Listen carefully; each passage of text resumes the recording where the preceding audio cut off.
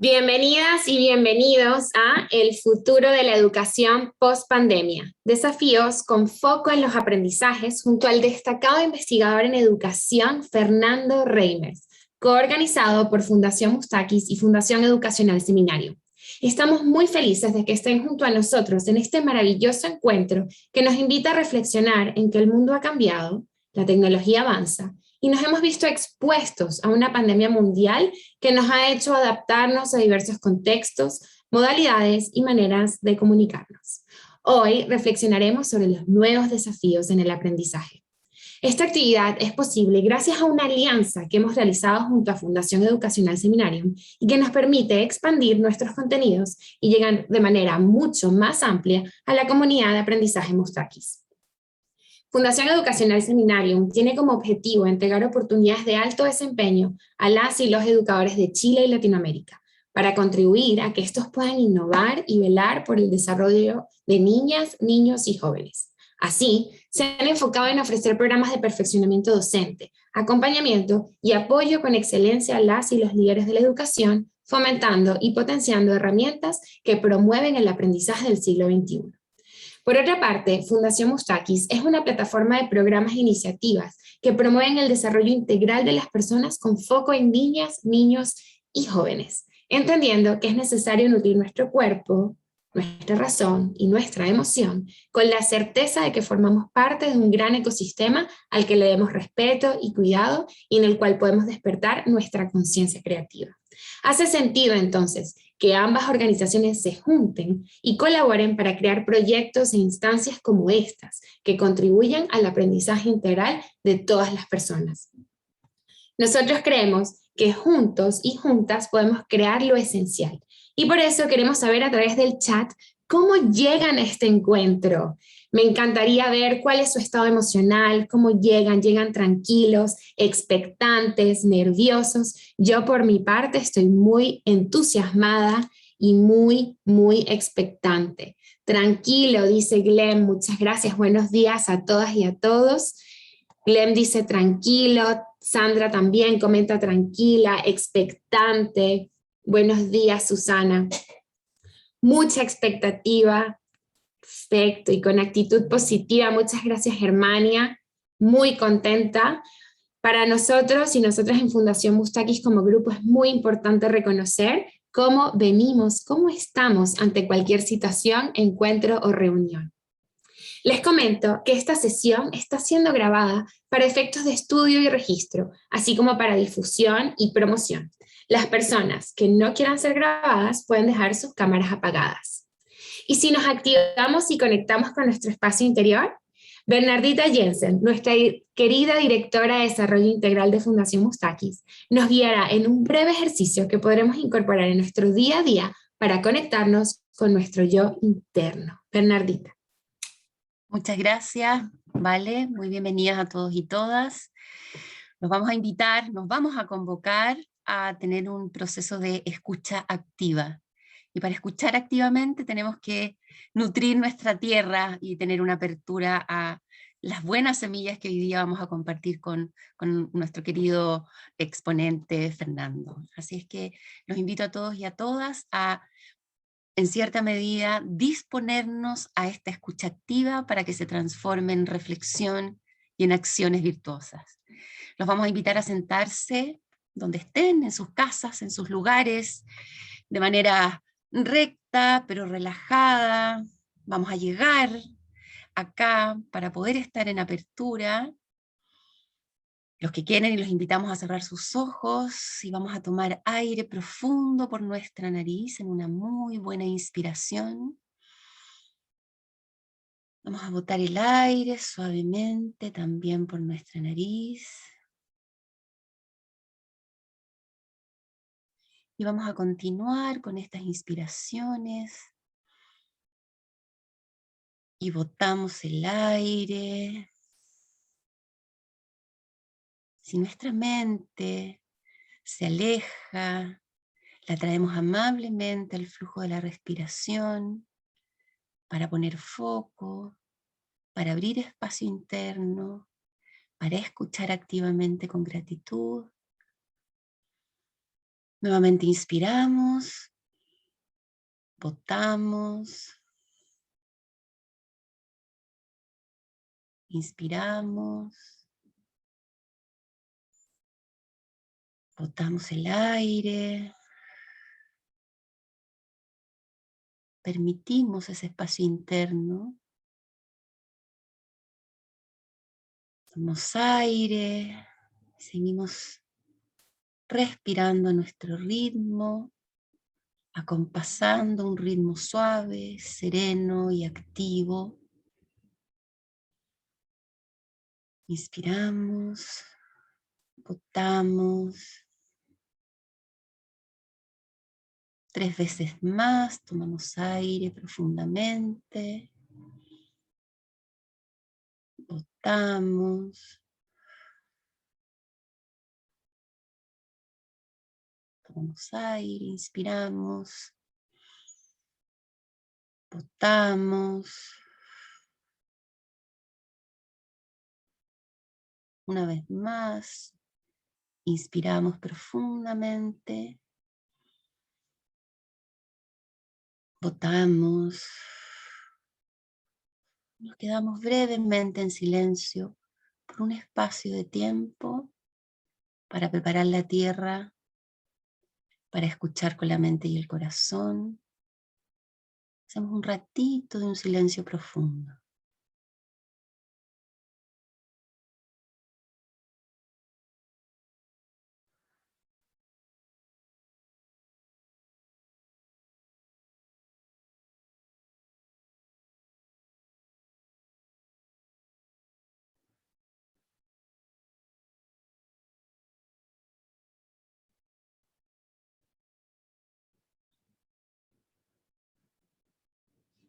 Poco a poco vamos a ir abriendo nuestros ojos, incorporándonos a este espacio virtual. Y al abrir nuestros ojos y conectarnos, vamos a tener una mirada de fraternidad para todos aquellos y aquellas que estamos participando de este encuentro. Abrimos nuestros ojos, nos observamos.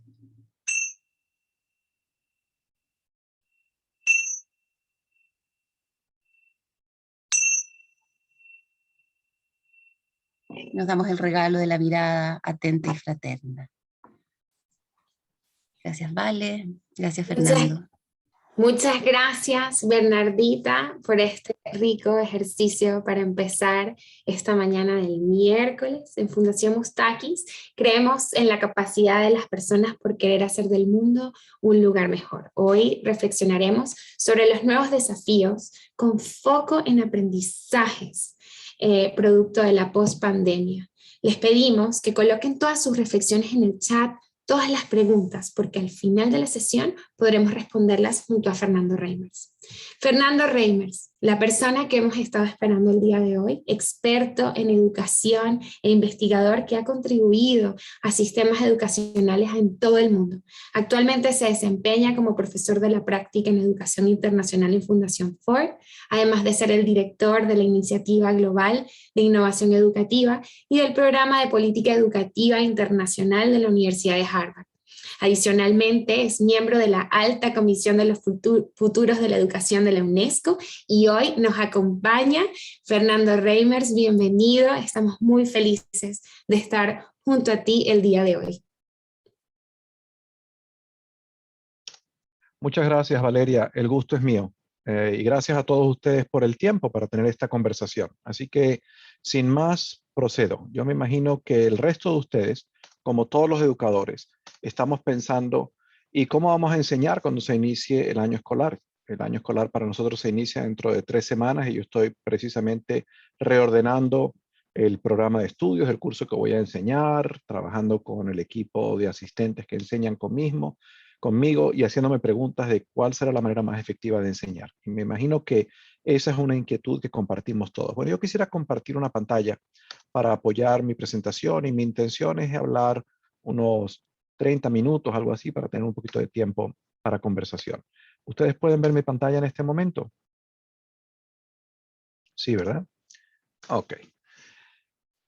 Bueno, Yo creo que esta crisis que se inicia el 11 de marzo del año pasado, cuando el director general de la Organización Mundial de la Salud declara el coronavirus como una pandemia, puede tener en educación dos resultados, ¿verdad? Por una parte, un tema que llena buena parte de la conversación es que haya pérdidas de oportunidad educativa que produzcan un retroceso muy serio en materia de acceso y de calidad para individuos y para sistemas educativos. Porque los mecanismos alternativos que se han creado para enseñar, pues no han sido igualmente eficaces de lo que eran las escuelas cuando podían reunir a los estudiantes de forma presencial y en particular no han sido igualmente eficaces para los estudiantes más marginados. O sea, no hay duda de que una vez que la posibilidad de seguir aprendiendo se ve mucho más mediada por las condiciones en el hogar, pues las diferencias en las condiciones en el hogar lo que hacen es ampliar las diferencias de oportunidad entre niños que tienen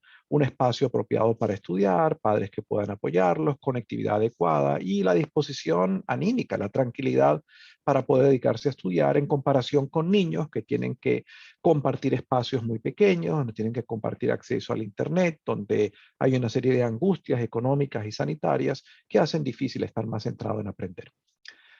Pero por otro lado, junto con estas pérdidas indudables, la crisis educativa que ha creado la pandemia también podría animar un ciclo de reformas educativas que permitan que la educación sea más incluyente y sea más relevante a las necesidades de un mundo complicado por otros efectos de la pandemia. De manera que yo creo que es muy importante, mirando este contexto, tener la capacidad no solamente de ver el vaso medio vacío, sino también el vaso medio lleno.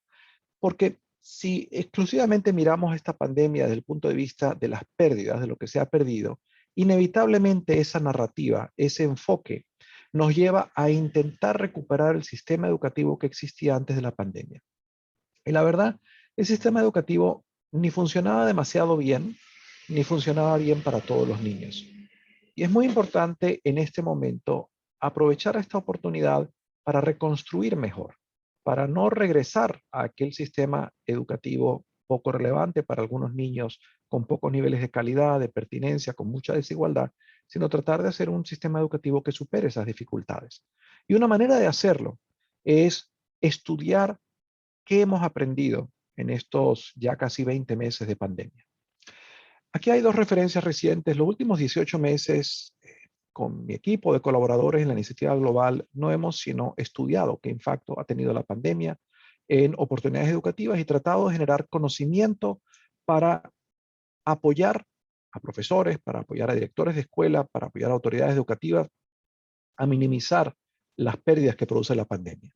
Y una de nuestras publicaciones más recientes es un número monográfico doble, en realidad son dos números monográficos de la revista Iberoamericana de Educación que pueden descargarse en este enlace que está ahí.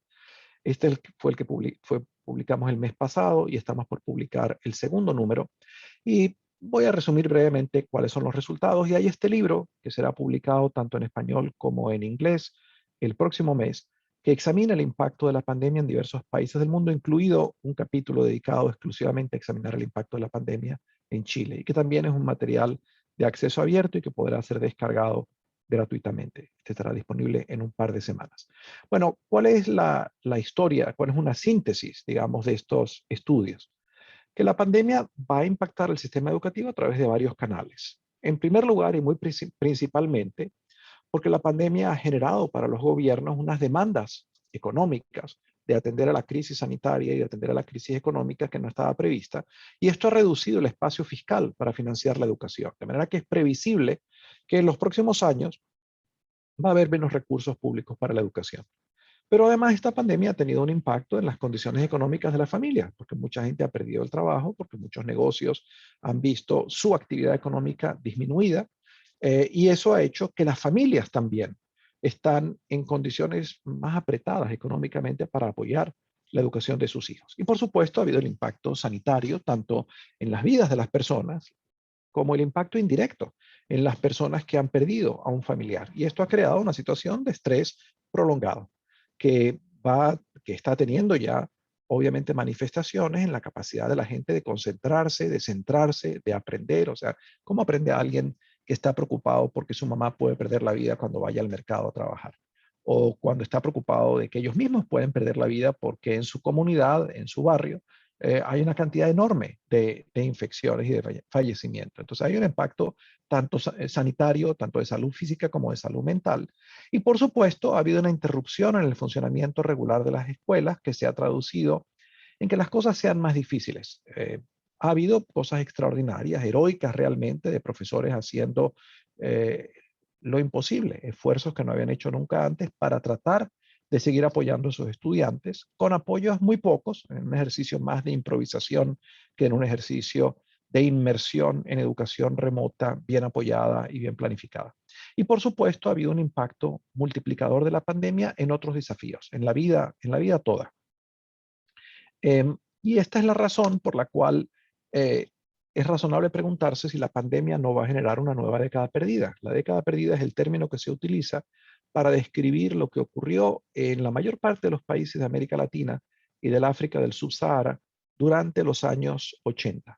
Durante los años 80 y parte de los 90, porque países que habían estado financiando mucho de su desarrollo económico con préstamos externos, se dieron cuenta que se habían endeudado tanto que tenían que dedicar 30, 40% de su presupuesto público a pagar los intereses de esa deuda que habían adquirido. Nadie les había obligado a endeudarse, pero la gente la había adquirido porque es más fácil pedir prestado que aumentar los impuestos, más fácil políticamente. Y bueno, esa crisis llegó a un momento en donde los prestamistas ya no prestaron más y dijeron, no, nosotros les prestamos si ustedes ordenan sus asuntos financieros. Y ese ordenamiento fue muy duro porque significó que los gobiernos tuvieron que apretarse el cinturón. Y como parte del ajuste económico que hicieron para eso, pues ajustaron aquello que representa el porcentaje más grande del gasto público, que fue el gasto en salud pública y en educación.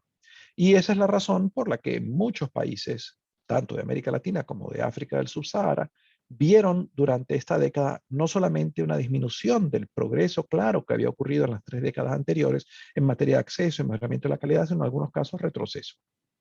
Retroceso porque cuando en términos reales, por ejemplo, los salarios de los profesores se quedan congelados o disminuyen en relación a los salarios de otras profesiones, pues la gente deja de enseñar y se dedica a hacer otra cosa, a trabajar en un hotel, al comercio, a manejar un taxi. Y sistemas que les había tocado mucho tiempo construir una institucionalidad educativa, vieron esa institucionalidad erosionarse en un tiempo muy corto. Bueno, yo creo que este fenómeno de la pandemia, este fenómeno integral que representa la pandemia, que no es nada más una crisis de salud o de educación, está bien reflejado en esta expresión del secretario de Naciones Unidas que dice esta es una crisis económica, humanitaria, de seguridad, de derechos humanos, que ha afectado a todo el mundo, a las personas, a sus familias, a sus comunidades, a las sociedades, y que ha hecho muy visibles las fragilidades que hay tanto dentro de los países como entre los países. Uno de los resultados de estos estudios que yo he estado haciendo muy claros es que el impacto de esta pandemia ni ha sido igual en las personas dentro de una misma sociedad ni entre distintas sociedades, ¿verdad? Usted toma, por ejemplo, un país como Singapur, donde ha habido una enorme y excelente coordinación entre las autoridades sanitarias, las autoridades económicas y las autoridades de educación. Y bueno, desde enero del año pasado, cuando empezaron a ver los primeros casos de COVID y las autoridades sanitarias de Singapur detectaron aquí viene una pandemia, dijeron, empecemos a desarrollar la capacidad de enseñar en línea y empecemos a ensayar. Parte del currículum lo vamos a ensayar en línea para cuando nos toque cerrar las escuelas, esto sea menos traumático. Y efectivamente así lo hicieron. Entonces, no solamente fue Singapur uno de los países con un periodo más breve de suspensión de la actividad presencial en clases, sino que aprovecharon la pandemia para dar un salto hacia adelante y construir un sistema híbrido donde todos los estudiantes y todos los profesores tuvieran las capacidades digitales para aprender en línea. Lo habían ensayado. En comparación, ese no es el caso en la mayor parte de los países de América Latina, donde el acceso a la infraestructura tecnológica es muy desigual, el acceso a los dispositivos para tener acceso al Internet es muy desigual y por supuesto las capacidades digitales, tanto de estudiantes como profesores, son muy desiguales. Entonces, no solamente había menos preparación en esta región, sino que además en muchos países de América Latina hubo muy poca coordinación entre autoridades sanitarias, económicas, educativas, entre distintos niveles de gobierno. Y la consecuencia de esto es que esta región ha sido la que ha tenido la suspensión de clases presenciales más larga del mundo. Entonces, ¿esto qué significa? bueno, que esta pandemia va a aumentar las desigualdades entre los países, que ya eran importantes en comparaciones de evaluaciones internacionales de desempeño como PISA o como TIMSS, etcétera. Previsiblemente estas diferencias van a aumentar y van a aumentar porque en cierta manera este impacto de la pandemia en los niños, digamos, las dos condiciones que van a mediar, que van a ser más importantes en cómo le afectó a cualquiera de los 8.000 millones de habitantes del mundo la pandemia son su pasaporte, en qué país estaba, y su clase social. Digamos, la clase social y el pasaporte fueron las dos variables que mediaron cómo le fue en la pandemia. Bueno, y esa es la razón por la cual esta pandemia va a complicar desafíos que existían antes de la pandemia. Por supuesto, desafíos educativos. En un informe reciente del Banco Mundial habla de la gran crisis de aprendizaje en el mundo, sobre todo crisis de aprendizaje para los estudiantes más pobres, más marginados. Y esta crisis, por supuesto, se ve aumentada por la pandemia. Pero además de esto hay una serie de desafíos sociales, económicos y políticos, de inclusión social, de competitividad, de fragmentación de las sociedades, de violencia social, de gobernanza democrática, para no hablar de desafíos de cambio climático, que se agravan, para los que la pandemia es una especie de acelerante. Y esa es la razón por la cual una serie de estudios dicen el mundo va a ser más complicado después de la pandemia. Este es un informe que publica el Consejo Nacional de Inteligencia de Estados Unidos, que es una asociación que agrupa a todas las organizaciones de inteligencia, de seguridad interior, ¿verdad? El FBI, etcétera. Y cada 4 años, una vez que se hace cargo un nuevo gobierno, que llega un nuevo presidente, este consorcio produce un informe sobre cuáles son los desafíos más importantes para la próxima década, los próximos 15 años. Y una parte de este informe es público, para que lo conozca el público. Y el informe publicado este año dice los riesgos más importantes de lo que ha causado esta pandemia es la creciente fragmentación social, que va a ser muy difícil la gobernanza y en particular la gobernanza democrática. Esto no es desconocido en Chile. Ustedes tenían dificultades de fragmentación social y de gobernanza anteriores de la pandemia, tenían creciente conflictividad social y es previsible que esto va a aumentar por la manera tan desigual en la que la pandemia ha afectado a la gente y porque las deficiencias en la capacidad de respuesta pública han disminuido la confianza de la sociedad en las instituciones del gobierno. Y esa es la razón por la que uno empieza a encontrar diversas formas de conflictividad, ¿verdad? Unas elecciones en Perú donde los dos lados, digamos, que competían, pues les tomó mucho tiempo aceptar los resultados de la elección. Hay otros informes que analizan, digamos, escenarios del mundo, por ejemplo, los del Foro Económico Mundial, que hablan de cuáles son los principales riesgos globales. Este es un informe anterior a la pandemia y que habla de cuáles son los principales riesgos. Yo creo que esto es un material de lectura necesario para cualquier educador, porque este es un momento en el cual es muy importante al preguntarse qué deben aprender los estudiantes, mirar fuera de la escuela, abrir las ventanas y las puertas de la escuela al mundo y decir cuál es este mundo en el que están viviendo los estudiantes y para qué los estamos preparando. Es decir, la pregunta sobre cómo deben responder las escuelas no debe estar orientada por una obsesión con cuáles eran los contenidos del currículum que no enseñamos y cómo nos aseguramos que nos enseñaron, que los enseñamos, sino por el contrario, debería estar centrada en decir cuáles son los desafíos más importantes que afectan las condiciones de vida de los estudiantes, cuáles son las capacidades que tienen que desarrollar para llevarlos bien, para llevar bien estos desafíos. Bueno, habiendo dicho esto, y para tratar de ilustrar qué significa esto de ver el vaso medio lleno y medio vacío, ha habido algunas fortalezas de esta pandemia, ha habido algunas cosas buenas que han ocurrido en este momento tan difícil. Por un lado, ha habido un redescubrimiento de la importancia de educar de forma integral. Si ustedes hacen un análisis de la utilización de la palabra educación socioemocional en Twitter durante el año pasado, el término ese, la utilización del término iba cada vez hacia arriba. Y luego, iniciándose este año empieza a bajar. Es decir, el redescubrir una cosa tan evidente como que nadie puede aprender bien cuando tiene miedo de perder la vida, o de que su familia pierde la vida, o que su bienestar físico está en riesgo, porque la familia no puede pagar la renta, porque han perdido el empleo, pues nadie puede aprender bien. Y estaré de un buen educador, por lo menos comunicarle a ese estudiante, ¿cómo estás? ¿En qué te puedo ayudar? Aquí estoy. Y comunicarle tú eres más que para mí que un recipiente vacío en donde yo tengo que vertir un contenido. Tú eres una persona. Eres una persona compleja, con necesidades múltiples, motivaciones múltiples, y yo voy a tratar de ayudarte a aprender de la mejor manera posible, entendiendo la circunstancia en la que estás. Eh, esa es una de las razones por las cuales, una de las cosas que empiezan a hacer los sistemas educativos al crear formas alternativas de enseñar es introducir prácticas tan simples como iniciar una clase en donde los profesores le preguntan a los estudiantes: ¿y cómo estás? Le dan a cada uno unos minutos para chequear cómo están, para ser reconocidos. Una práctica que, por cierto, la verdad no aplicaban la mayor parte de los profesores antes de esta pandemia. Creo que otro de los dividendos de esta pandemia es que nos hemos dado cuenta que el que en apenas meses, la comunidad científica haya descubierto varias vacunas, habla del enorme poder de la ciencia y de la tecnología. La verdad, el que haya sido posible crear formas alternativas con sus deficiencias, utilizando plataformas simples como WhatsApp, plataformas como esta que estamos utilizando hoy, para hacer lo posible para crear canales alternativos, habla del gran poder de la ciencia y la tecnología. Creo que uno de los dividendos de esta pandemia es que nos va a convencer de lo necesario que es enseñarlo. Por ejemplo, el desarrollo de capacidades digitales creo que se va a convertir en una prioridad en los próximos años. Nos vamos a dar cuenta que nadie está bien educado en el siglo XXI si no sabe hacer el mejor uso posible de las tecnologías de las que tenemos a mano, y además no tiene la capacidad de contribuir a desarrollar tecnologías y ciencia.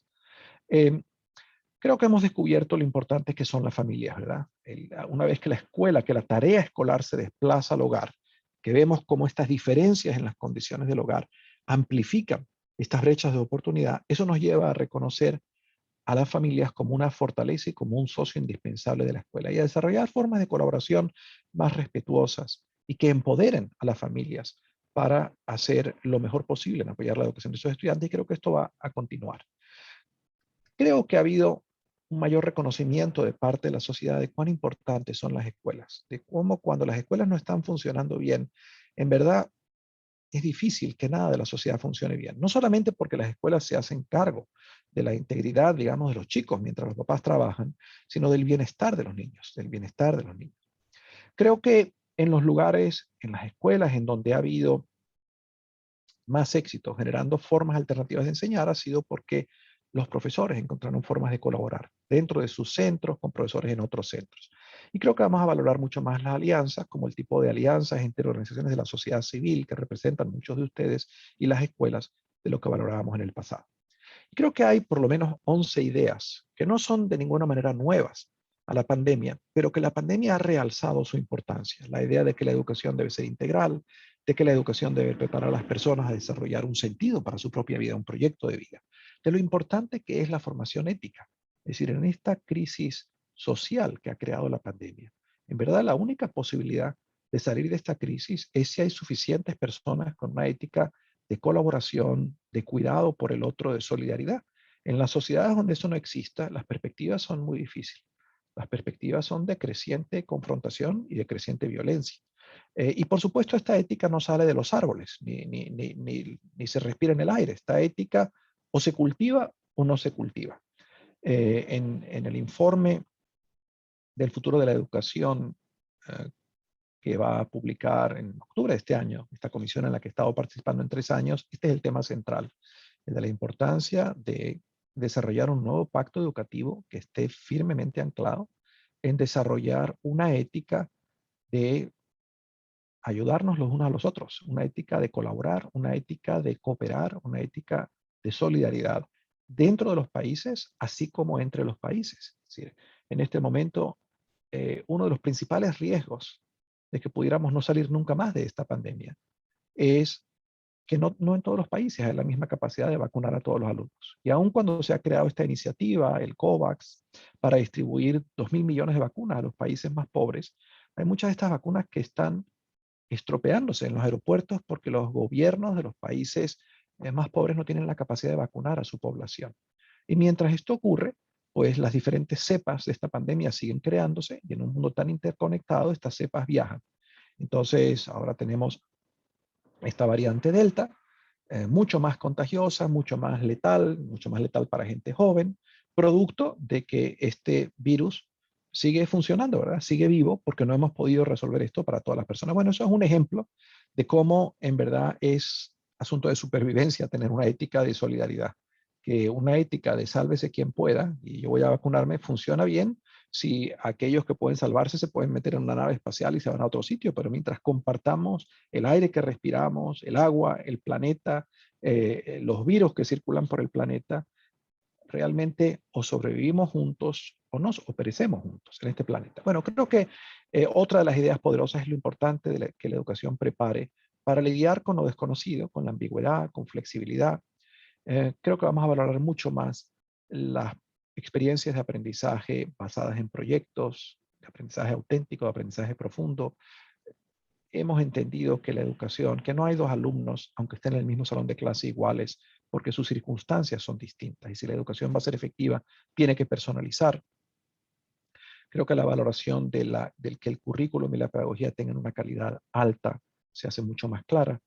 Hemos entendido lo importante que es desarrollar las capacidades profesionales de los profesores y las capacidades de las escuelas de innovar y de aprender de su experiencia y el valor de las alianzas entre escuelas y otras instituciones. Bueno, ninguna de estas ideas, como decía, es completamente nueva. Yo creo que una de las primeras cosas que tenemos que hacer es apropiarnos, echar manos de las cosas que ya sabíamos que estaban ocurriendo antes de la pandemia. En este libro, por ejemplo, que es un libro de acceso abierto y que ustedes pueden descargar gratuitamente en el enlace que está ahí en pantalla, eh, con mis colegas en la iniciativa global habíamos hecho un análisis de 8 países que habían hecho reformas a su currículum para proponer una educación más integral. Y yo creo que este es un momento en el cual es muy importante reconocer y aprender a toda velocidad las cosas que ya habíamos estado haciendo, que estaban orientadas con estas 11 ideas que en este momento tienen todavía más relevancia.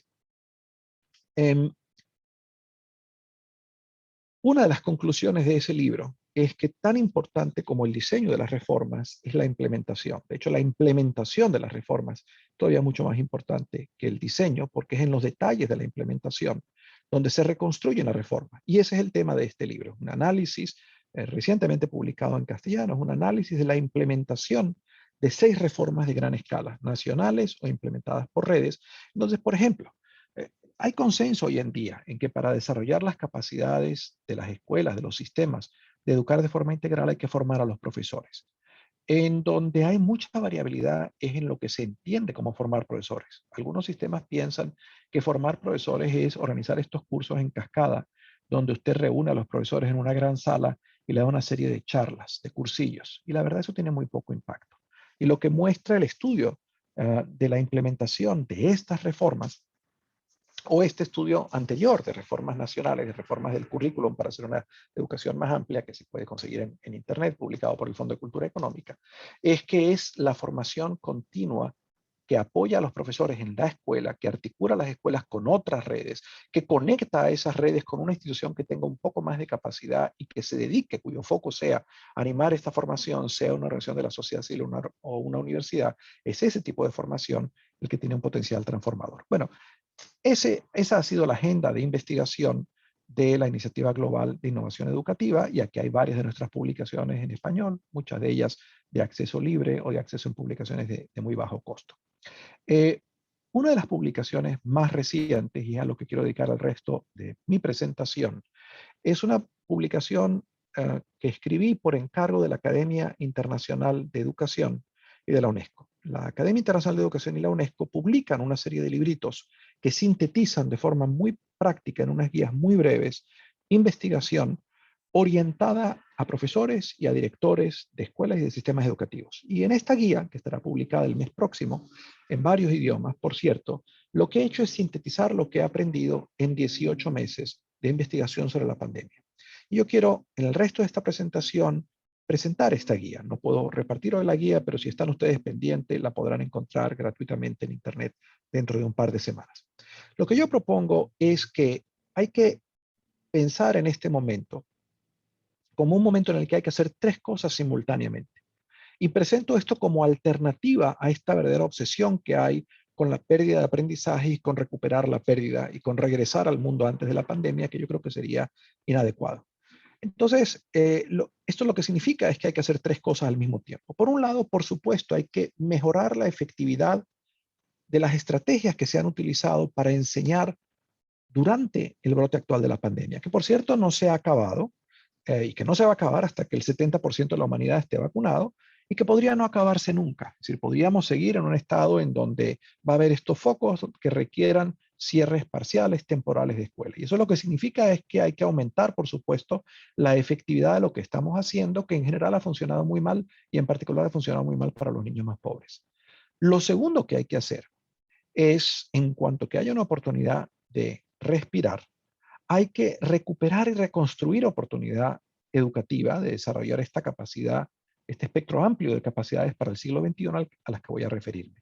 Pero además de eso hay que desarrollar la resiliencia del sistema educativo para funcionar durante futuros brotes pandémicos. El G20 hace un par de semanas encargó a un grupo que estudiase cuán preparado estaba el mundo para una pandemia. Y la conclusión de ese informe, el G20, como saben ustedes, son las 20 economías más grandes del mundo, y la conclusión de ese informe fue, por una parte, que el mundo estaba muy mal preparado, pero además que no hay que pensar de ninguna manera que esta es ni la última pandemia que vamos a ver en nuestra vida, ni la más seria que vamos a hacer. Y eso lo que requiere es desarrollar la capacidad de funcionar en pandemia. ¿Y eso qué significa? Bueno, significa que entender que la conectividad en este momento es como el agua o como el oxígeno, que conectividad tiene que tenerla todo el mundo, no solamente conectividad, la capacidad de funcionar de forma eficaz. Entonces, hay una serie de profesores que con las mejores intenciones lograron acceso a conectividad y entonces grababan sus clases y las circulaban. Bueno, está bien, eso es mejor que no haber hecho nada, pero esa no es la manera más efectiva de enseñar de forma remota.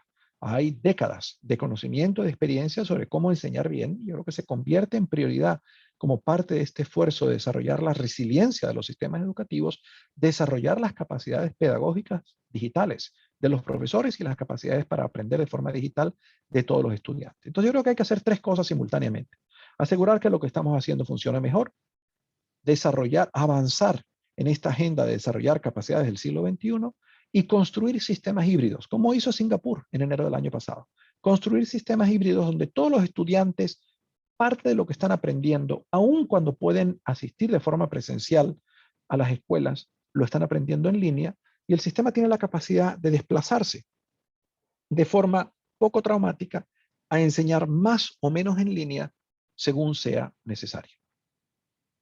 Bueno, ¿qué significa en concreto hacer esto? Significa hacer las siguientes cosas. Hay que hacer tres pasos simultáneamente. Por un lado, hay que evaluar cómo ha cambiado el contexto. Y eso significa evaluar cinco cosas. Evaluar la situación de bienestar de los estudiantes y su disposición y su capacidad de aprender. Digamos, regresando a clases, lo primero que hay que hacer es decir cómo están mis estudiantes y dónde están mis estudiantes. Por supuesto, que saben, que no aprendieron, pero además están centrados para aprender o no. Segundo, asegurar el acceso y la participación de los estudiantes en los canales que desarrollemos, bien sea estos canales híbridos, ojalá sea posible regresar a las escuelas de forma presencial, porque no hay duda de que la educación presencial tiene ventajas sobre la educación remota, desde el punto de vista de desarrollar la motivación, del desarrollo integral de los estudiantes, de su desarrollo socioemocional, de manera que eso debería priorizarse, pero va a haber circunstancias en las que eso no va a ser posible. Y entonces hay que asegurar que los estudiantes tienen acceso y están participando en los canales. Y la verdad es que en esos canales alternativos que se generaron en los meses pasados ha habido un porcentaje importante de los niños que ni siquiera se conectaban o que se conectaban y su espíritu no estaba ahí, su atención no estaba ahí. Hay que también examinar cuál es el bienestar de los profesores y su capacidad y disposición de enseñar, porque la verdad es que muchos profesores no solamente han vivido los mismos estreses que ha vivido el resto de la población, sino que además han estado agobiados por esta inmersión, por este lanzarse al agua o a una piscina sin saber nadar y decir, hagan lo que puedan por enseñar en línea. Y esto es muy estresante, ¿verdad? Hay que evaluar la situación de las comunidades y en particular de las comunidades más marginales. ¿Qué ha pasado en esas condiciones de pobreza y desigualdad? Porque el contexto ha cambiado mucho. Son esas las comunidades que han sido más afectadas por la pandemia y pretender que la escuela puede regresar haciendo caso omiso de esa realidad es asegurarse que van a perder a los estudiantes. Y luego hay que evaluar cuál es la capacidad de operación del sistema educativo. Hay cosas que se han dejado de hacer, hay cosas que no se ha podido hacer. El sistema educativo tenía una serie de canales de entrega de sus diversos servicios, de sus diversas funciones, que han estado funcionando más o menos, y algunos no han estado funcionando en lo más mínimo. Entonces, lo primero que hay que hacer es evaluar estas 5 cosas para saber en qué terreno estamos y sobre la base de esa evaluación desarrollar una estrategia educativa híbrida, no solamente para enseñar durante pandemia, para enseñar de forma híbrida a futuro. ¿Y qué consiste en una estrategia educativa híbrida, por lo menos? En primer lugar, comprometerse con que todos los estudiantes van a tener acceso a esta estrategia y a aprender. ¿Qué han hecho los países como Portugal, como Finlandia, o como Noruega, o como Japón, que hicieron de esto una prioridad? Se aseguraron que todos los estudiantes tenían conectividad y tenían dispositivos. La verdad, lo que han hecho algunos gobiernos ha sido francamente irresponsable en decir, bueno, que la gente vea cómo se consiguen un plan de datos. Y entonces los niños están compartiendo el único plan de datos que hay en la familia para tener acceso a las escuelas. Eso no es un compromiso con la educación de todos los estudiantes. Hay que desarrollar una plataforma educativa híbrida que permita balancear la educación presencial con una enseñanza a distancia y que permita la personalización y la diferenciación, lo que no han hecho muchas de las plataformas. Por supuesto, hay que repriorizar el currículum, lo que puede significar olvidarse de algunas cosas que estaban ahí para asegurar que la educación es más integral y que el aprendizaje que promueve es más profundo. La verdad, el currículum que había en muchos sitios era un currículum que no era demasiado bueno desde el punto de vista de los principios de desarrollo de currículum. Era un currículum más centrado en contenidos que en capacidades. Era un currículum más centrado en la transmisión de hechos que en el desarrollo de competencias. Y yo creo que una de las cosas buenas que nos ha enseñado la pandemia, cuando tratamos de generar estos mecanismos alternativos de enseñar, es preguntarnos qué están aprendiendo los estudiantes. El repensar el currículum comenzando por esta pregunta es absolutamente la manera de hacerlo. Es muy importante hacerlo. Y la otra cosa que hay que hacer es poner en práctica principios de lo que se llama aprendizaje acelerado, que no es nuevo, por oposición a aprendizaje remedial. Aprendizaje remedial es aquel que dice, vamos a asegurarnos que recuperamos todo lo que no se enseñó. Y la evidencia que existe sobre el funcionamiento del aprendizaje remedial es que en general no funciona bien. No funciona bien. Los estudiantes no recuperan lo que aprendían. El aprendizaje acelerado, por el contrario, lo que dice es, a ver, ¿cuáles son las competencias que tiene que desarrollar el estudiante? ¿Cómo desarrollamos un camino alternativo para llegar ahí? Que no requiera tratar de recuperar. Eso puede significar eliminar parte de la redundancia, de la repetición que hay. Significa poner mucho más énfasis en aprendizaje basado en proyectos, en ejercicios, crear muchas más oportunidades para darle retroalimentación al estudiante sobre lo que está aprendiendo, etc. Por supuesto, apoyar la salud mental y el bienestar emocional de los alumnos es crítico en este momento por el efecto traumático que ha tenido la pandemia en todos, niños y alumnos, pero especialmente en los más vulnerables. Y una cosa importantísima que hay que hacer es evaluar las innovaciones que han ocurrido. Ha habido muchísima innovación. Y yo creo que hay un verdadero riesgo de perder la oportunidad que la pandemia nos da de hacer que el sistema salte hacia adelante si no hacemos una pausa y decimos, a ver, ¿dónde están estas innovaciones? ¿Qué aprendimos de esas innovaciones? Por razones comprensibles, va a haber una inercia de los sistemas educativos a regresar a donde estaban. ¿Por qué? Porque así están construidos los roles, los trabajos de las personas, las rutinas, nuestros modelos mentales sobre cómo debe funcionar la escuela, lo que no quiere decir que deba funcionar bien. Entonces, por darles un ejemplo, una de las cosas que ha ocurrido en muchos sistemas educativos, yo estoy ahora trabajando con varios colegas, con mi colega Renato Perti de la UNESCO y con colaboradores en 31 países, haciendo un análisis en profundidad de 35 innovaciones que han ocurrido en el mundo en el contexto de la pandemia, que están completamente alineadas con esta visión de los futuros de la educación que va a ser presentada en este próximo informe de UNESCO sobre los futuros de la educación. Es decir, durante la pandemia, en este contexto tan difícil, algunos sistemas educativos generaron innovaciones que anticipan el futuro de la educación. Y yo estoy seguro que estas 31 no son las únicas, pero es muy importante dedicar el tiempo y darle prioridad a buscar estas innovaciones y a estudiarlas. Por supuesto, este mindset al que yo me refería, esta manera de pensar en la pandemia simplemente como un contexto en el que se han perdido aprendizajes, ni siquiera reconoce la posibilidad de que ha pasado algo bueno. Por eso decía yo que es muy importante tener una visión balanceada de la pandemia como un contexto donde sí, se han perdido muchas cosas, pero han pasado cosas importantes y de las cuales hay que aprender. Por ejemplo, una de las innovaciones que estamos estudiando es una innovación en donde una fundación, en colaboración con una serie de organizaciones de la sociedad civil en el mundo, se dedicó a darle a los estudiantes más pobres, y los padres son analfabetos en las condiciones más marginadas, una serie de guías para aprender a partir de proyectos desarrollando capacidades del siglo XXI, innovación, creatividad, bienestar. Es decir, es interesante, esta institución, en un contexto donde la mayor parte de la gente estaba pensando, caramba, qué lástima, estas familias que no tienen internet no van a poder aprender, vieron eso de otra manera y dijeron, ¿cómo creamos condiciones que construyan sobre las fortalezas de estas familias? No que vean a estas familias como las que no saben leer, sino que vean lo que estas familias sí pueden y sí saben hacer. Y crearon para estos estudiantes unas posibilidades de aprender como nunca lo habían hecho en la escuela. Claro, ¿por qué lo hicieron? Porque el sistema educativo había abandonado completamente a estos niños, porque lo que había creado el sistema educativo no les estaba llegando. Hay un riesgo que una vez que estos niños regresen a la escuela, el sistema educativo les quite toda esta posibilidad de ver a sus padres analfabetos como un recurso que los apoye y que vea a sus padres analfabetos como el déficit de estos niños. Y la verdad, este mindset del sistema educativo, que yo creo que está en la base del malo relacionamiento de las escuelas, sobre todo con las comunidades más marginadas, una visión, si ustedes quieren, arrogante, una visión de mucho privilegio, una visión desde el que es educado, que ve al no educado como un incapaz, en vez de ver al no educado como alguien que tiene algo que aportar, aun cuando sea analfabeto. Yo creo que eso es una ilustración del riesgo de no poder aprender, de no poder internalizar qué aprendimos en este contexto, que deberíamos valorar, que deberíamos recuperar, porque ahí están las semillas de la educación del futuro. Y luego, finalmente, por supuesto, esta estrategia alternativa híbrida tiene que integrar servicios y tiene que asegurar, es decir, que un niño que no come no puede aprender. Y la realidad es que en este momento en América Latina y en Chile hay muchos niños que no están comiendo completo y que están enfermos, porque sus familias, las más pobres, son las que han sufrido el impacto mayor de esta crisis. Y luego, para lograr llevar a cabo esta estrategia, pues hay que aumentar capacidad. ¿Y qué significa aumentar capacidad? Significa 5 cosas. Desarrollar la capacidad de las escuelas, alineando los roles y responsabilidades del personal con esta visión de cómo es una escuela reimaginada que promueva un desarrollo integral.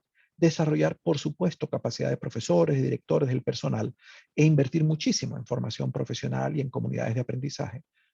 Seguir fortaleciendo esta construcción de alianzas. Por eso accedí a participar de forma voluntaria en este encuentro que organiza la Fundación Mustaquí Seminarios, porque creo mucho en el poder en este momento tan difícil de estas alianzas de organizaciones de la sociedad civil con la escuela pública para ayudar a enfrentar, digamos, lo que es una verdadera calamidad educativa. Por supuesto, alianzas con padres y desarrollo de la capacidad de los padres y la construcción de redes escolares. Creo que una de las cosas que nos enseña la pandemia es que la escuela es una unidad muy pequeña, no tiene la capacidad ella sola de hacer frente a estas necesidades. Bueno, la guía se detiene en mucho más detalles. Lo que hago en la guía es básicamente para cada una de estas recomendaciones, explico cuál es el principio científico que está detrás de ello, cuál es la literatura científica que lo explica, y luego doy ejemplos de qué significa esto en la práctica. Y este libro, que va a publicar en octubre, creo, la UNESCO, la Oficina Internacional de Educación de UNESCO, en el que estamos estudiando 35 innovaciones, lo que hace es ilustrar con estos 31 ejemplos concretos de innovaciones generadas durante la pandemia, lo que significa evaluar el bienestar de los estudiantes, evaluar el acceso al bienestar. Pero bueno, mi invitación a todos ustedes, que son sobre todo participantes en este ecosistema que ha ayudado a construir y a apoyar la Fundación Mustaquís, mi invitación a todos ustedes es que tomen esta guía y se pregunten qué estamos haciendo ya, que está alineado con esta visión, y articulen eso, y sobre el reconocimiento de esa fortaleza,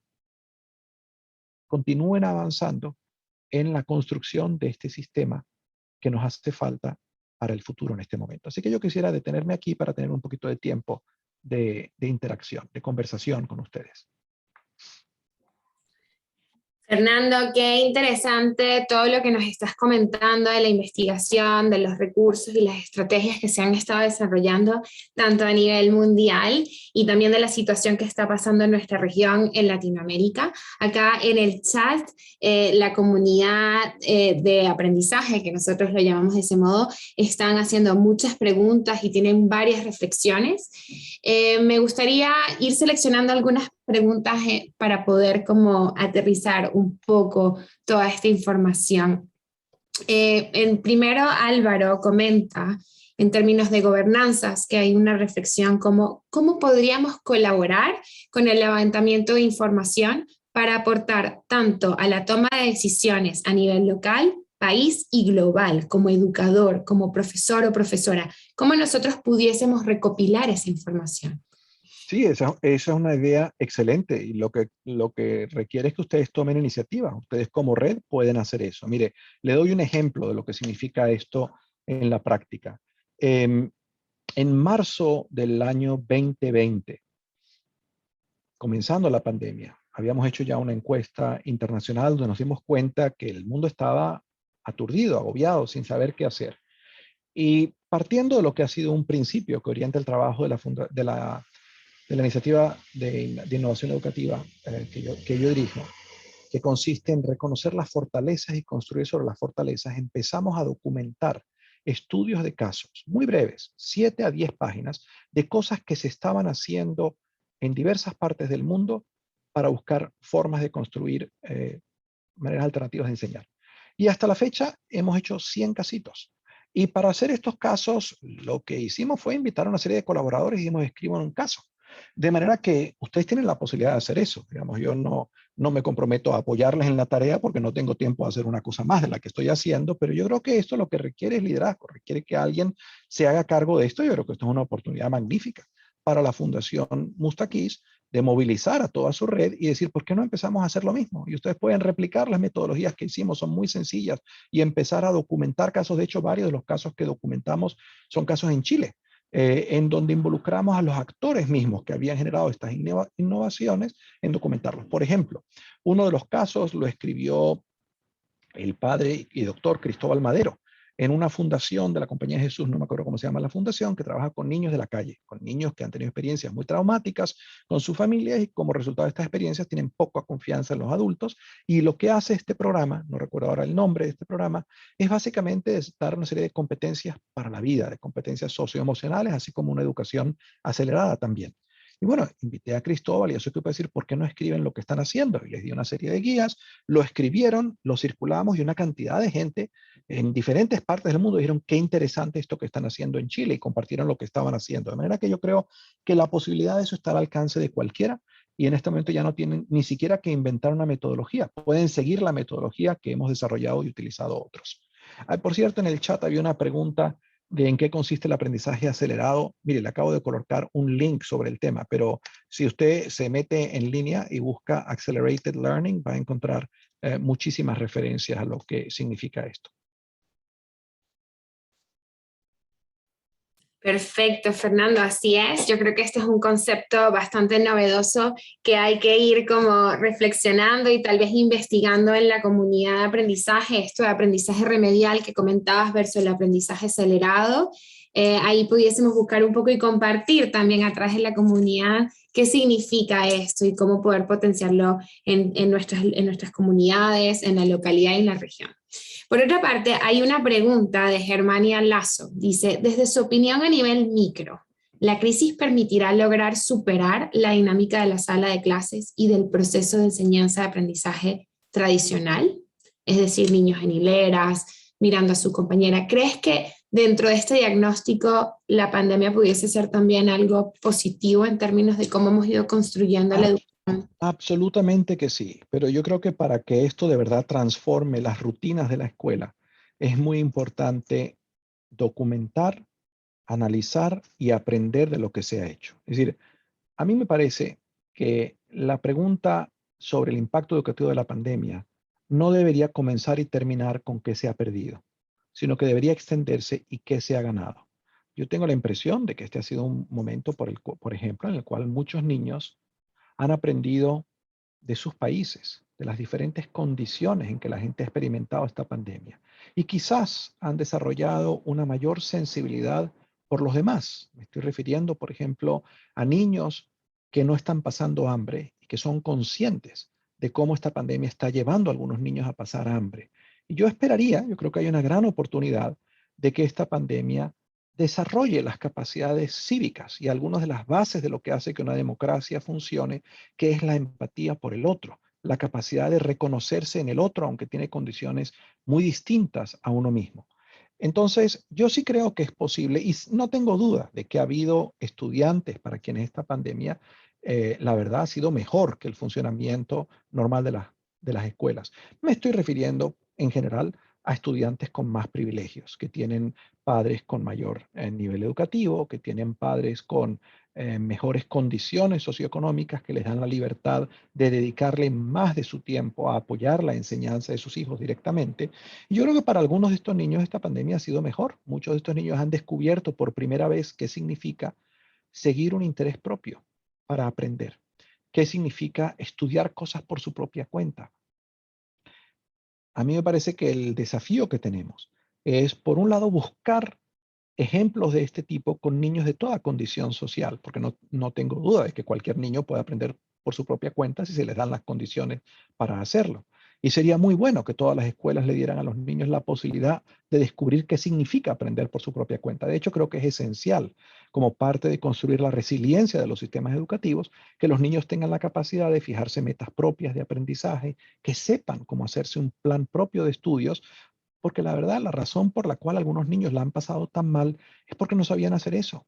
La escuela los llevaba tan de la mano, tan guiados, que pensaban, si yo no puedo ver a mi profesor cada minuto, no puedo aprender. Bueno, la verdad, eso es una muy mala enseñanza que le ha dado a la escuela, porque nadie va a estar preparado para la vida si piensa que la única manera que puede aprender es que otro lo vaya llevando de la nariz. Entonces, yo sí creo que las experiencias de innovación que han ocurrido durante la pandemia nos permitirían una conversación y un aprendizaje que transforme la escuela. Pero para que eso ocurra, de verdad hay que aprender. Y aprender pasa primero por reconocer dónde está la innovación, segundo por analizar, por decir qué evidencia tenemos de lo que esto permitió lograr, qué condiciones lo hicieron posible y qué sería necesario para instalar esta buena práctica en las condiciones normales. Yo creo que esa es una tarea que debería estar haciendo cada escuela, cada red escolar, cada red de organizaciones de la sociedad civil que participa con escuelas, la de darse el tiempo para aprender, y me temo que hay muchos que no lo están haciendo, y no lo están haciendo por esta mirada muy estrecha de la pandemia como una pérdida y no de la pandemia como una oportunidad. Fernando, qué interesante esto de también enfocar, como ver el vaso como medio lleno en lugar del vaso medio vacío.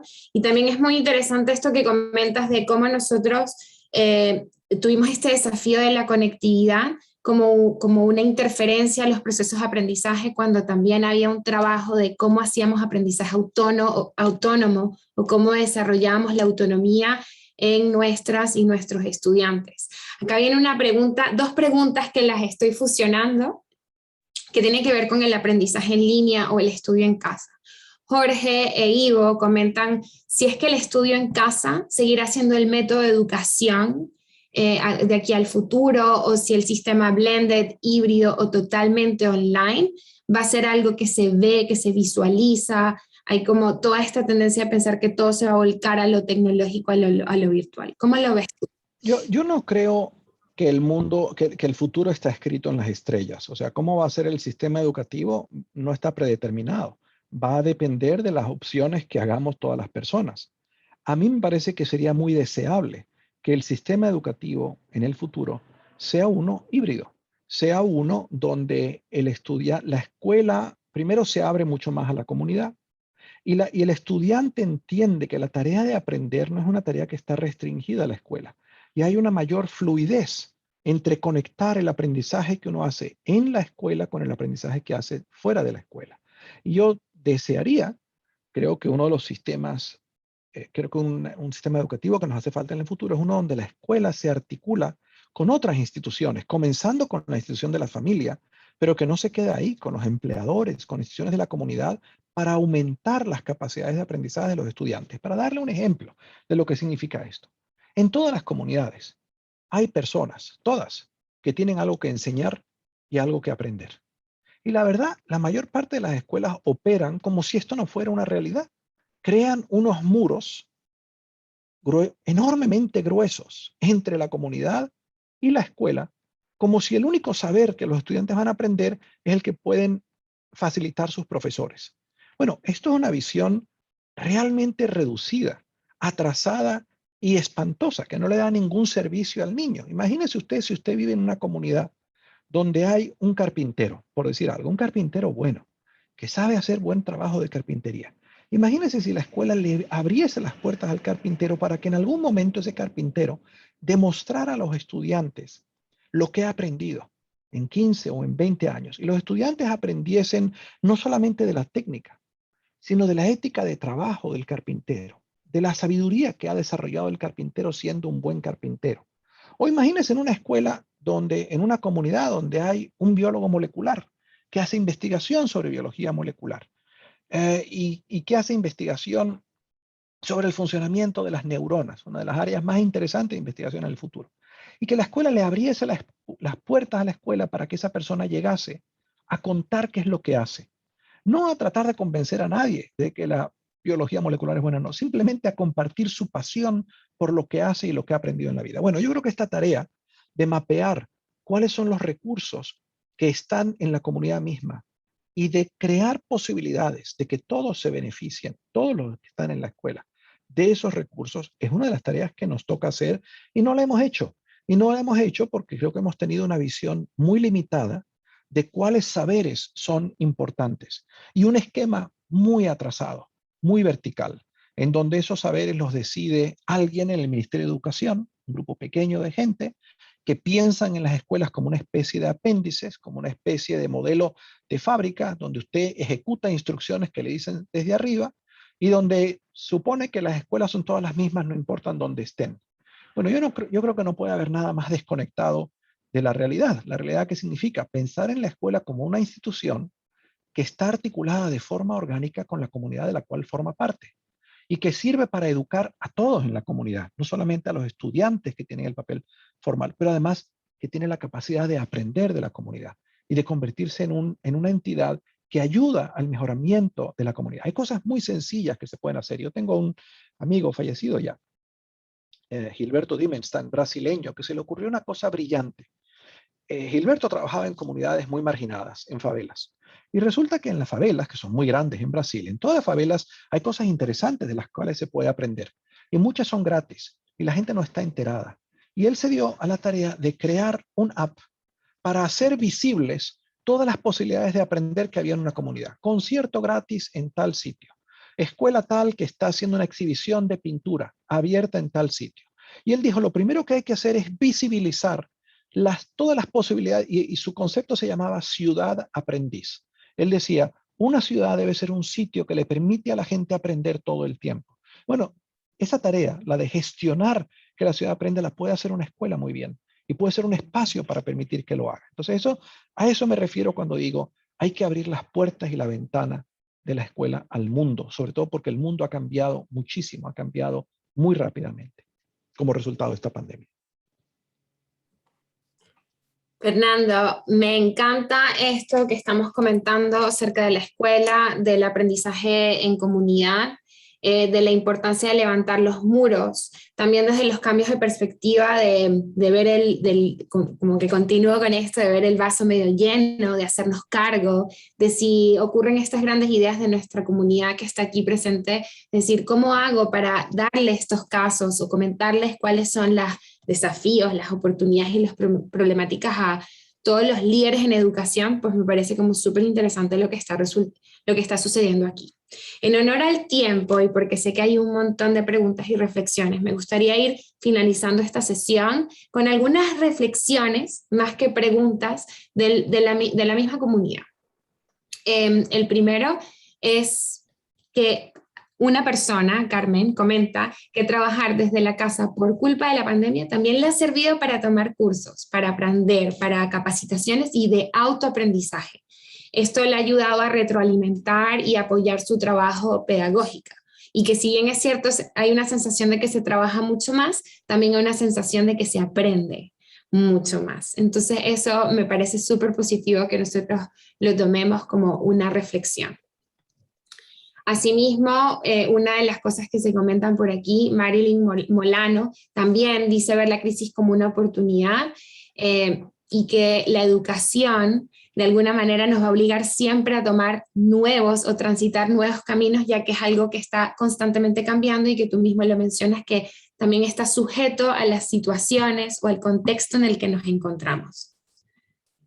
Y bueno, finalmente hay una gran instancia, un debe, no solamente de la hiperconexión, y cuando comentas esto de la autonomía del aprendizaje, en el chat hubo bastantes reflexiones con respecto a esto, ¿no? De cómo nosotros potenciamos y continuamos potenciando el aprendizaje o el autoaprendizaje independientemente, ya sea a través de un libro, ya sea a través porque yo salgo y converso con la comunidad y aprendo, o del carpintero, de ciertos oficios o experiencias que pueden estar a mi alcance, es algo que se pudiese estar desarrollando independientemente de si yo tengo un libro, a de si yo tengo conexión a internet o a de si nosotros tenemos un currículum rígido y como estabilizado por este Ministerio de Educación o los ministerios de la educación. Me gustaría, Fernando, tal vez ir concluyendo cuáles son tus conclusiones o 3 momentos ajá o hallazgos de esta conversación para que nos vayamos pensando y ver cómo nosotros mismos desde nuestras localidades y comunidades podemos crear un impacto positivo. Mira, yo creo que este momento de la pandemia es indudablemente un momento muy difícil para la humanidad. No tengo duda del sufrimiento que ha causado, que está causando y que va a seguir causando. Una pandemia es una cosa muy seria.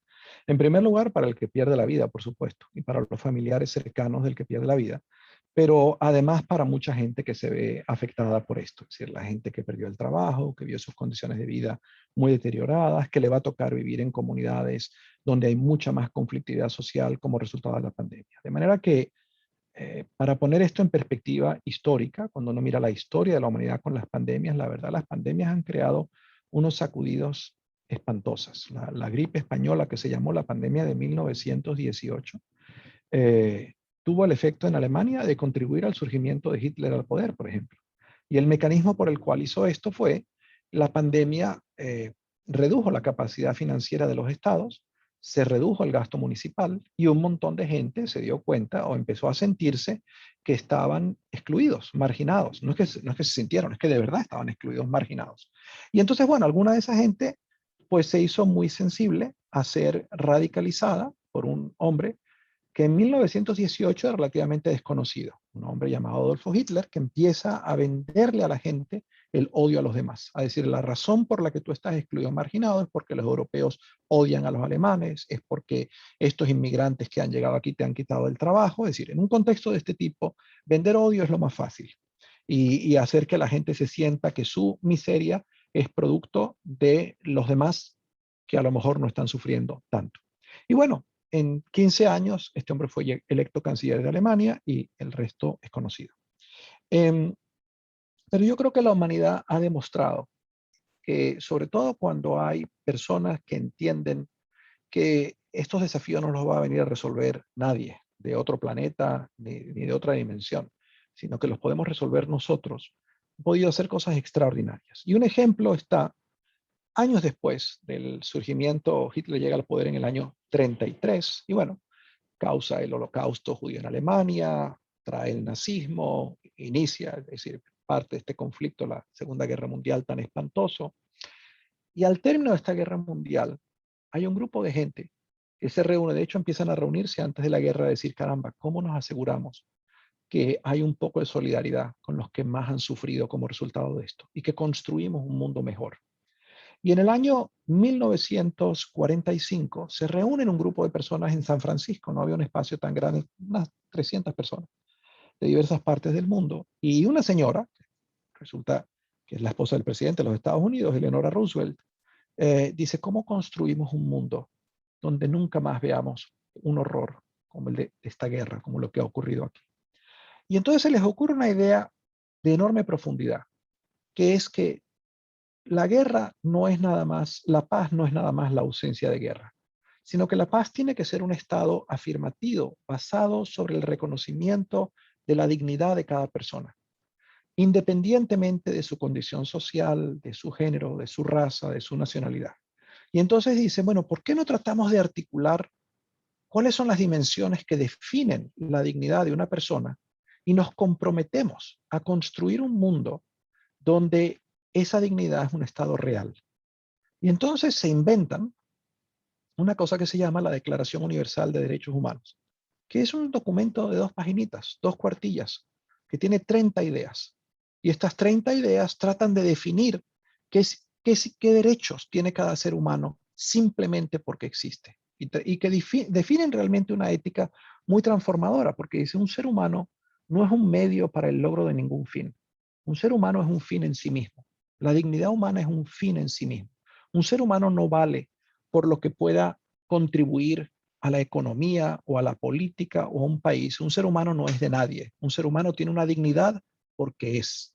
Y es responsabilidad de todos los seres humanos crear un mundo donde eso sea una realidad. Bueno, esto es una idea enormemente transformadora, enormemente revolucionaria. Es decir, plantear, por ejemplo, que los refugiados, esta gente que nadie quiere, esta gente que no tiene país, que han perdido su país, tienen los mismos derechos humanos que cualquier otra persona, que el que tiene un pasaporte. Es una idea revolucionaria y plantearlo en el año 1945 es todavía más revolucionario porque una de las consecuencias de la Guerra Mundial fue producir una crisis de refugiados como la que tenemos hoy en día, un montón de gente desplazados por razones que ellos no habían escogido, porque las circunstancias cambiaron y no les fue posible vivir. Bueno, y yo creo que la adopción de esta Declaración Universal de Derechos Humanos transformó el mundo, hizo al mundo mejor. Les voy a dar nada más un ejemplo. En aquel momento, en 1945, en el mundo había nada más 2.800 millones de habitantes. Y de esos, el 45% habían pisado alguna vez una escuela. Es decir, la escuela era una experiencia ajena a la mayor parte de la humanidad. Y como resultado de que uno de esos 30 artículos de la Declaración Universal es, y todos los seres humanos tienen derecho a la educación, se inician una serie de esfuerzos y de colaboraciones entre gobiernos, entre sociedad civil, que dicen, no, todos los niños tienen que ir a la educación. Entonces se crea esta agencia especializada de Naciones Unidas que se llama UNESCO, y UNESCO lo que hace es una cosa muy sencilla, recordarle a todos los gobiernos hay que hacer este mundo. Entonces, por ejemplo, organizan en los años 60, comienzos de los 60, una reunión en Santiago de Chile, por cierto, donde invitan a un montón de gente de Latinoamérica y le dicen, epa, señores gobiernos, ustedes se comprometieron que esto era un derecho humano, hay que meter a todos los niños en la escuela, y en ese momento no todos los niños están en la escuela, ni en Chile, ni mucho menos en el resto de los países.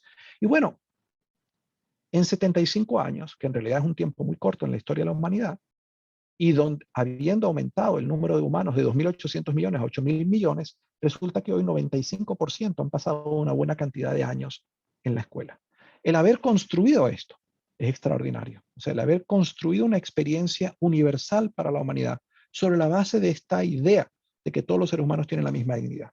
Pero bueno, lo que yo quiero destacar de aquí no es solamente el poder de las ideas, que lo tienen, sino es el poder de las personas comunes y corrientes cuando deciden tomarse a sí mismo en serio históricamente. Y yo creo que quienes nos acompañan hoy, las 130 personas que están en esa charla, cada uno de ustedes tiene muchísimo más poder del que tenía Eleonora Roosevelt y cualquiera de las 300 personas que se reunieron en la Ópera de San Francisco. Tienen muchísimo más poder porque tienen acceso al Internet, porque tienen acceso a mucha más salud de lo que tenía la gente en aquella época, porque tienen la posibilidad de organizarse mucho mayores. Y piensen que en aquella época para que la gente se organizara tenían que enviarse cartas. Creo que la tecnología más avanzada que existía era el Telex. Ni siquiera estoy seguro si el Telex existía en aquel momento. Entonces, yo creo que realmente la pregunta que nos tenemos que hacer cada uno es la pregunta no de si esto va a cambiar o si va a resolver, si el mundo va mejor. La pregunta es, ¿y qué voy a hacer yo? ¿Qué me toca hacer a mí? ¿Qué voy a hacer yo? Así que los dejo con esa pregunta.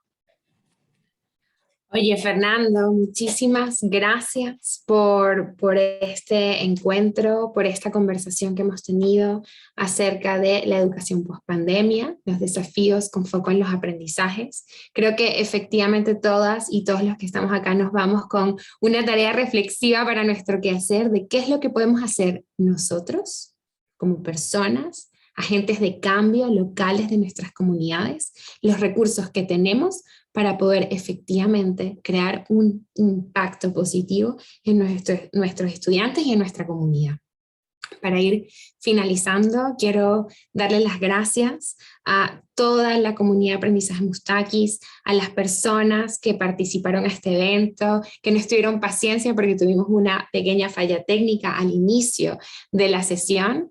Darle las gracias a nuestros amigos de Fundación Educacional Seminarium. Y para ir finalizando, me gustaría que en el chat nos comentaran en una palabra cómo se van y se van despidiendo para nosotros quedarnos con estas palabras de energía y así poder continuar con un día provechoso con toda la información que nos acaba de entregar Fernando Reimers. Nosotros en los próximos días enviaremos a través de un mail el video, la grabación y los links que nos compartió Fernando hoy, también para ampliar las perspectivas, las miradas y ver de qué forma nosotros podemos implementarlo en nuestro quehacer. Muchas gracias a todas y todos. Los invito a participar en la comunidad de aprendizaje Mustakis, donde tendremos más instancias como estas. Muchas gracias, Fernando Reimers. Un honor conocerte en persona y estar contigo esta mañana. Adiós.